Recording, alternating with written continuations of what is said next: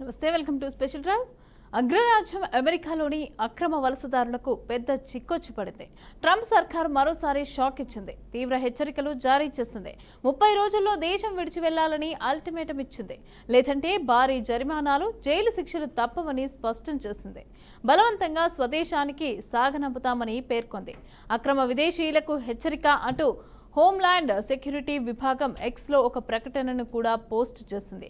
అక్రమ వలసదారులకు అధ్యక్షుడు Trump homeland విభాగం కార్యదర్శి క్రిస్టి నోయెమ్ స్పష్టమైన సూచనలు చేశారు. ఇక తక్షణం అమెరికానే వీడండి, స్వీయ బహిష్కరణను సద్వినియోగం చేసుకోండి అంటూ ఆ సందేశాన్ని ట్రంప్ నోయెమ్ ఎక్స్ ఖాతాకి ట్యాగ్ చేసింది. వెంటనే వెళ్లిపోతే వారికి కలిగే ప్రయోజనాలు, వెళ్లకుంటే ఎదుర్కోవాల్సిన విపరిణామాలు అంటూ హెచ్చరించింది.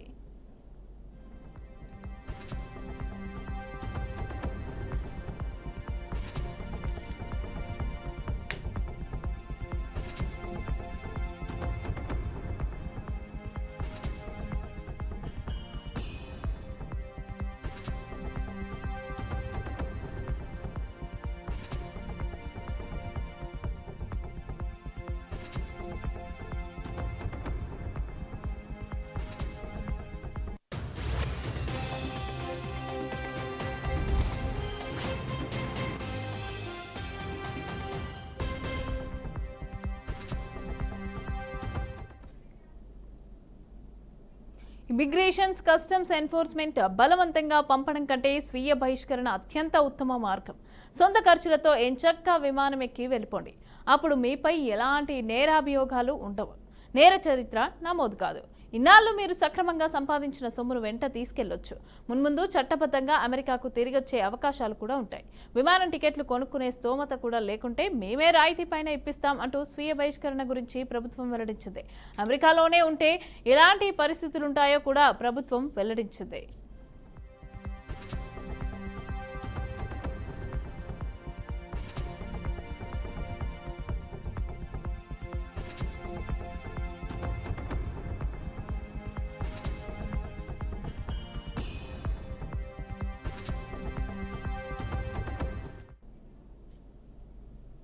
మీ జాడ తెలియగానే హోంల్యాండ్ విభాగం మిమ్మల్ని అరెస్టు చేస్తుంది. తక్షణం వెళ్ళిపోవాలని నోటీస్ అందుకున్న నాటి నుంచి రోజు $998 జరిమానా విధిస్తామని అంటోంది. ఇక వెళ్ళిపోతామని చెప్పి కూడా వెళ్ళని పక్షంలో రోజుకు $1000 నుంచి $5000 వరకు జరిమానా విధిస్తాం. భారతీయ రూపాయల్లో చూస్తే ఒక్కో రోజు ఉన్న రోజుకు 86,000కు పైన ఫైన్ కట్టాల్సి ఉంటుందని తెలిపింది. సొంతంగా వెళ్ళిపోకపోతే 86,000 నుంచి 4 లక్షల వరకు కూడా ఫైన్ విధిస్తామని స్పష్టం చేస్తుంది. ఇక స్వీయ బహిష్కరణకు ఒప్పుకోకపోతే జైల్లో పడేస్తాం, వీలైనంత ఎక్కువ శిక్ష పడేలాగా చేస్తాం, బలవంతంగా విమానాల్లో మీ దేశానికి తరిమిస్తాం, మరోసారి అమెరికా గడ్డపై కాలు మోపకుండా నిషేధం విధిస్తాం అంటూ పేర్కొంది.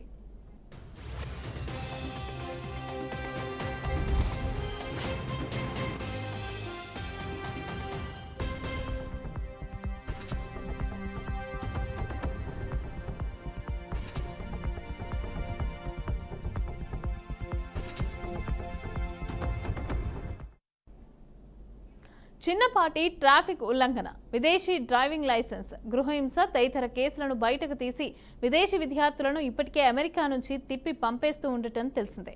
ఈ నేపథ్యంలో అక్రమ వలసదారులంతా 30 రోజుల్లాగా వెళ్లిపోవాలన్న తాజా అల్టిమేటంతో భారత H1B వీసా అంతర్జాతీయ విద్యార్థుల్లో భయాందోళనలు మరింత పెరిగాయి. ఏ కారణంతోనైనా H1B స్టూడెంట్ వీసాలు రద్దయితే కొత్త నిబంధన ప్రకారం 30 రోజుల్లోపు అమెరికాను వీడాలి. అలా ఉన్న పలంగా వెళ్లిపోమంటే ఎలాగంటూ వారు ఆవేదన వ్యక్తం చేస్తున్నారు. మరోపక్క ఫ్లోరిడాలోని మియామిలో నిర్వహించిన అల్టిమేట్ ఫైటింగ్ ఛాంపియన్షిప్ కార్యక్రమానికి అమెరికా అధ్యక్షుడు ట్రంప్ అటెండ్ అయ్యారు. అభిమానులు ట్రంప్ క్యాప్లు ధరించి స్టాండింగ్ ఓవేషన్తో ఆయనకు ఘన స్వాగతం పలికారు. అభిమానులంతా USA అంటూ నినాదాలు చేశారు.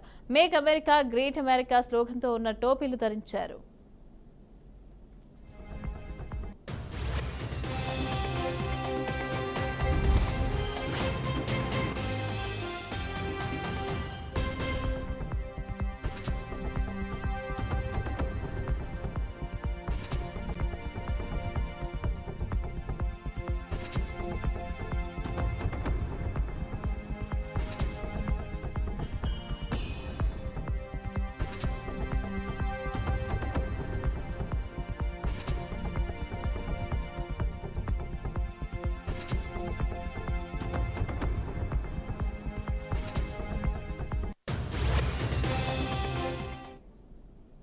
ఓ పాటకు అభిమానులతో కలిసి స్టెప్పులేశారు. రెండు చేతులు ఊపుతూ అభిమానులను ఉత్సాహపరిచారు. దీంతో ట్రంప్ చేసిన డాన్స్ సోషల్ మీడియాలో వైరల్ అవుతోంది.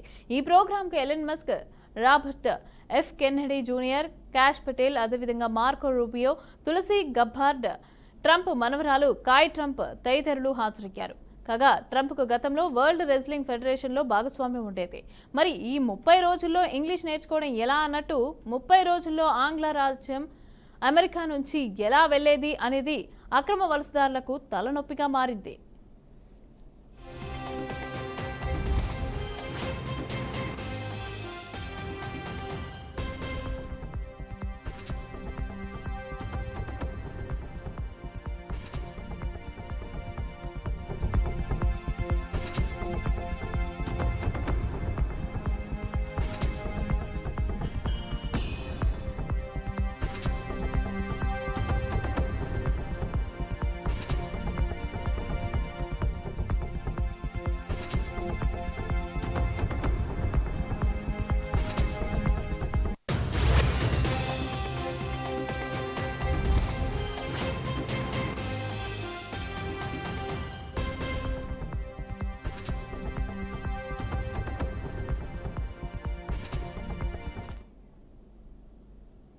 అగ్రరాజ్యం అమెరికాలోని అక్రమ వలసదారులకు పెద్ద చిక్కొచ్చి పడింది.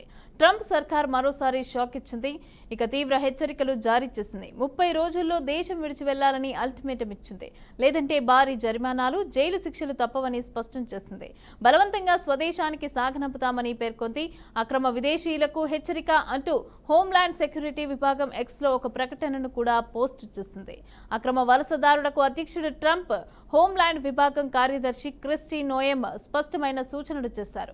తక్షణం అమెరికాని వీడండి, స్వీయ బహిష్కరణను సద్వినియోగం చేసుకోండి అంటూ ఆ సందేశాన్ని ట్రంప్ నోయెమ్ ఎక్స్ ఖాతాలకి ట్యాగ్ చేసింది. వెంటనే వెళ్ళిపోతే వారికి కలిగే ప్రయోజనాలు, వెళ్లకుంటే ఎదుర్కోవాల్సిన విపరిణామాలు కూడా అంటూ హెచ్చరించింది.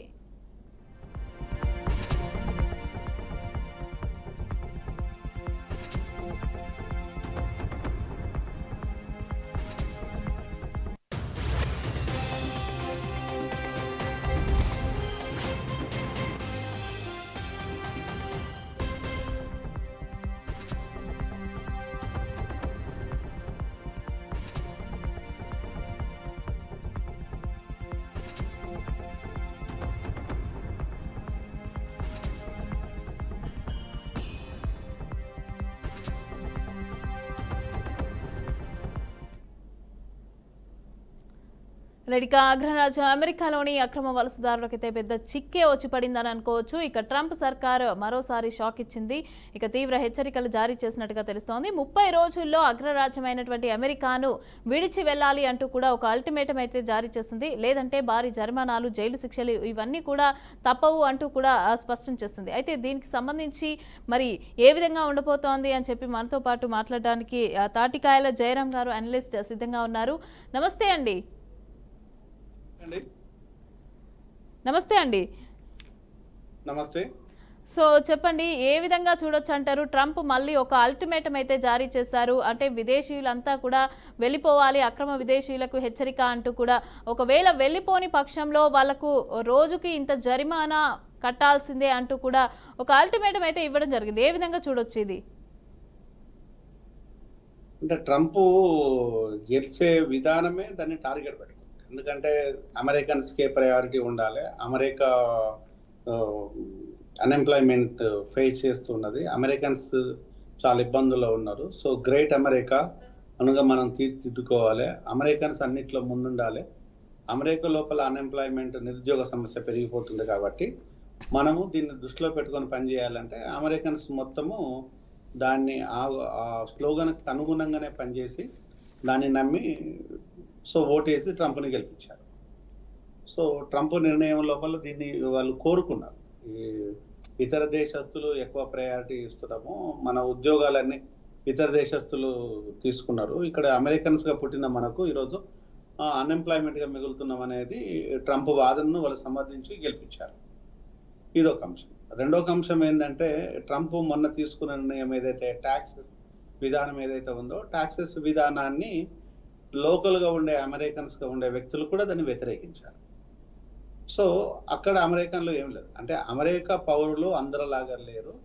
చాలా విజ్ఞతతోని వాళ్ళ ఇంపార్టెన్స్ని కోల్పోకుండా అలాగనే ఫారినర్స్ కూడా ఇబ్బంది కలగకుండా వాళ్ళు తీసుకునే నిర్ణయాలు చాలా క్లీన్గా ఉంటుంది. దాన్ని మనము తప్పుపట్టలేం. కానీ ఇక్కడ ట్రంప్ ఏం చెప్తున్నాడంటే 30 రోజులలో ఎవరైతే ఎక్కువగా పోయిన వాళ్ళంతా విజిటింగ్ వీసా మీద అక్రమ వలసదారులకు ఈ అల్టిమేటం.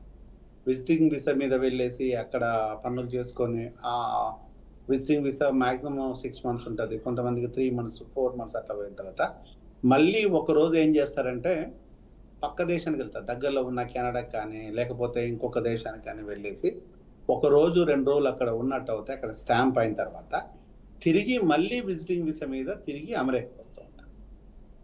ఇది రెగ్యులర్ ప్రాక్టీస్ జరుగుతూ ఉంటుంది. దీన్ని అరికట్టాలనేది ట్రంప్. అంటే ఇలా వచ్చేసి ఈ వ్యక్తులు ఎందుకు వస్తున్నారు, ఎందుకు పోతున్నారు, మళ్ళీ ఎందుకు వస్తున్నారు అని ఇట్లా. దాంతో పాటు వచ్చేసి హోమ్లెస్ పీపుల్గా ఉండే వాళ్ళు కొంతమంది, లేదంటే ఇంకొంతమంది వచ్చేసి అక్రమంగా అంటే ఉండే విధానం కొంతమంది రావడంతోనే మీకు సేమ్ మంత్లోనే తన ప్రమాణ స్వీకారం చేసిన సేమ్ మంత్లోనే మన ఇండియాకి కొంతమందిని పంపించేశాడు. సో దాన్ని చాలా గౌరవంగానే పంపించారు.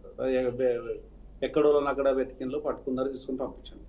కానీ దానికి భిన్నంగా 30 రోజులు టైం ఇచ్చేసి మీరు వెళ్ళిపోండి, లేకపోతే మీకు $500 నుంచి $1000 వరకు జరిమానా విధిస్తామనే దాన్ని ఒక అల్టిమేటం జారీ చేస్తారు.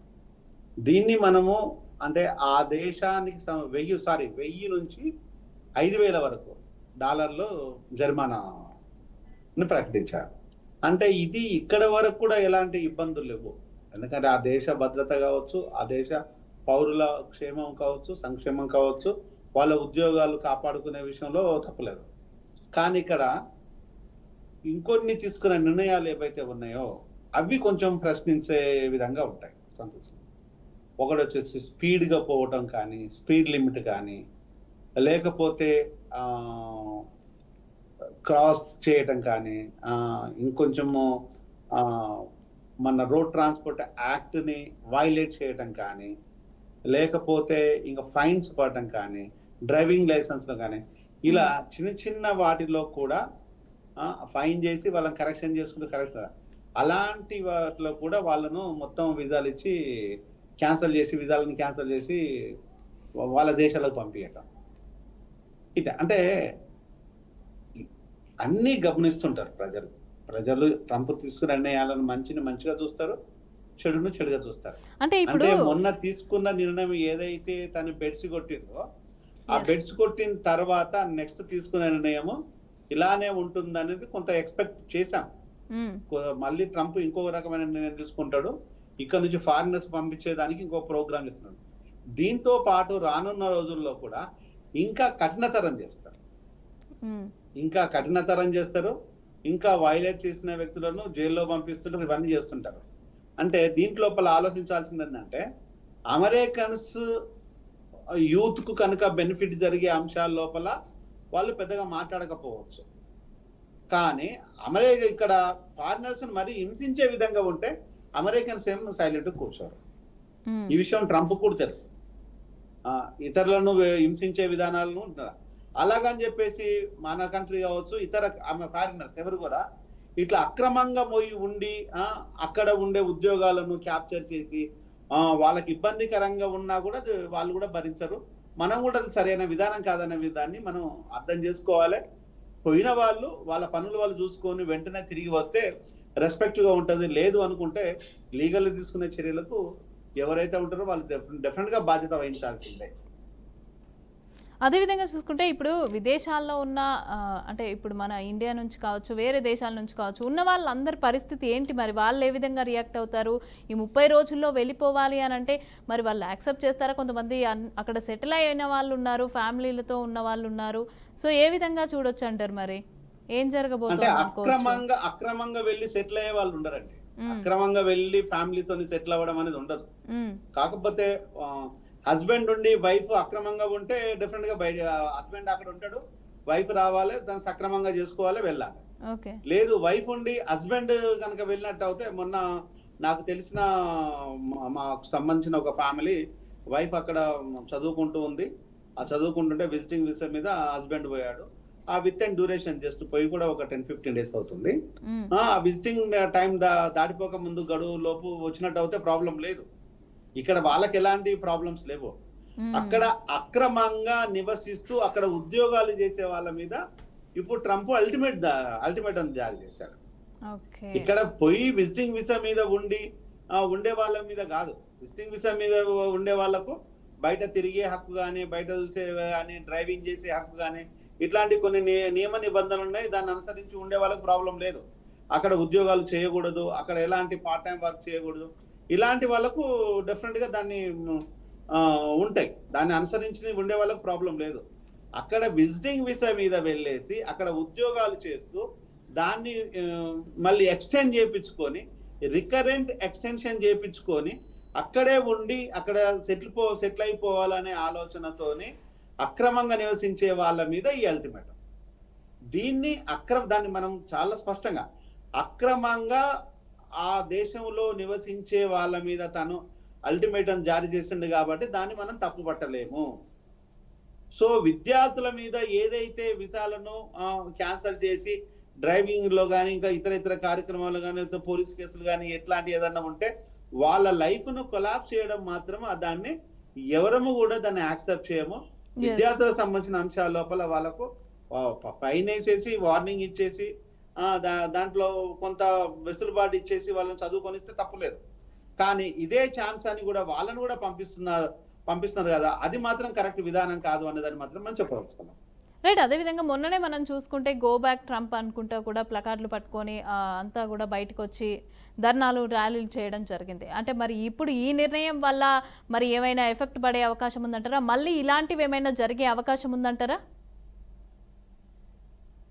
అంటే బయటకు వచ్చి అక్రమంగా నివసించే వాళ్ళు బయటకు వచ్చి ప్లే కార్లు పట్టుకునేంత సినిమా లేదు. వస్తే మూకుమ్మడిగా దొరికిపోతారు కదా.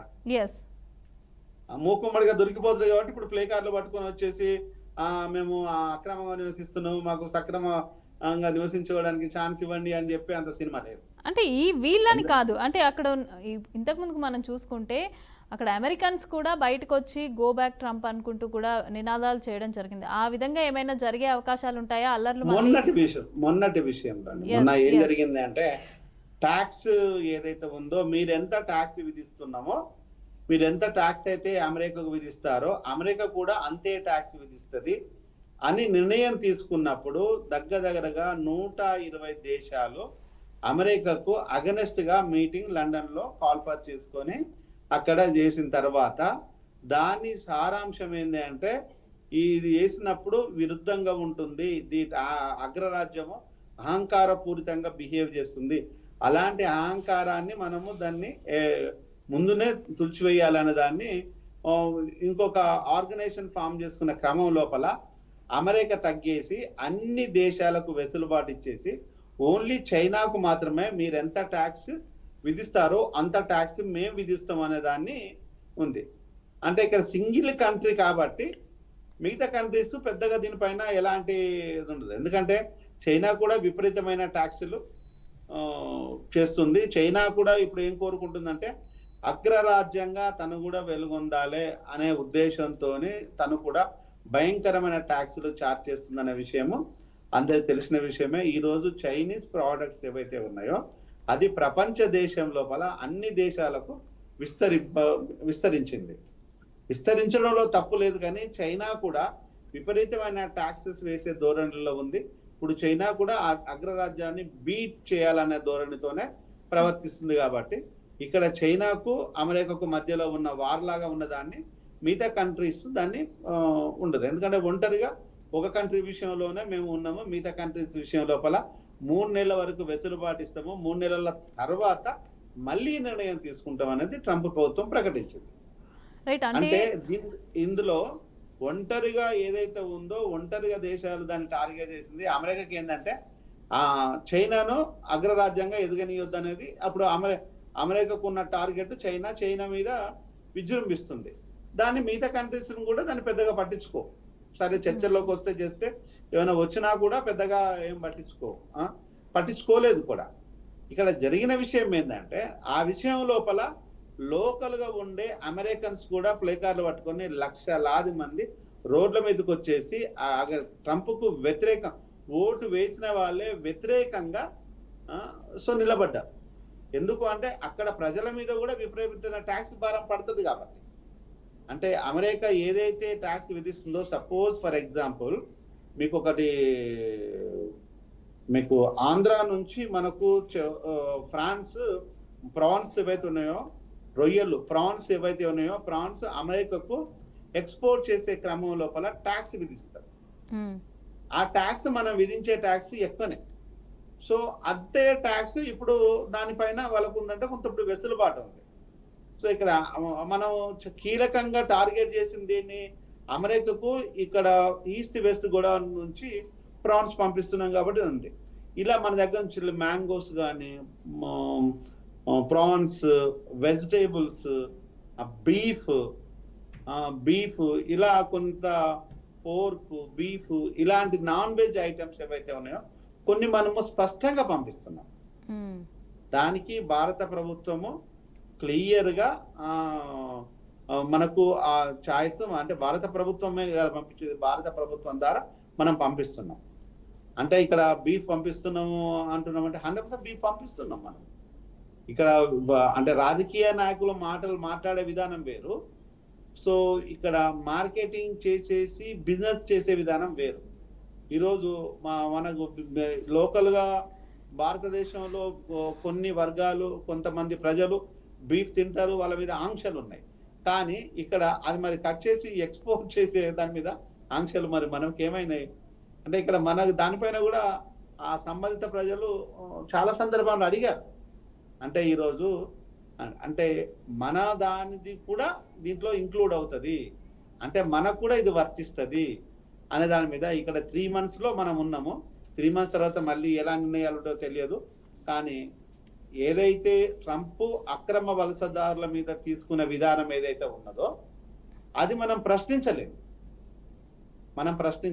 డెఫినెట్గా వాస్తవికంగా చెప్పాలంటే ట్రంప్ తను ఆ నినాదంతోనే గెలిచాడు.